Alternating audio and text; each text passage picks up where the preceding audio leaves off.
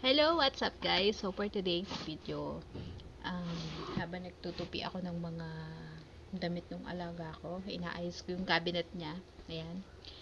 Sasagutin ko lang yung tanong ng yung isa nating subscribers na si Ate.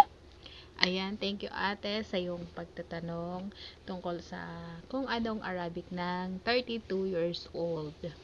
Ang tagal ko na rin hindi nag-video and ang tagal kong hindi nakita yung comment niya.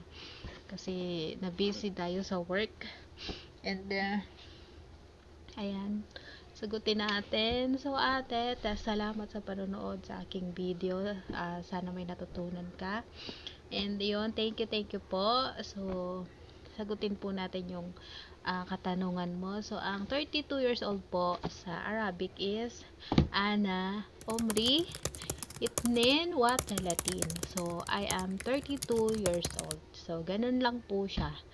Thank you po. Thank you for watching. See you to my next video. So, bihira na po tayo mag-upload ng um, video natin sa YouTube tungkol sa Arabic tutorial. So, as long as na may mag-comment naman po, so, naka-comment ko naman po, nare-replyan ko. Thank you guys. Thank you for watching.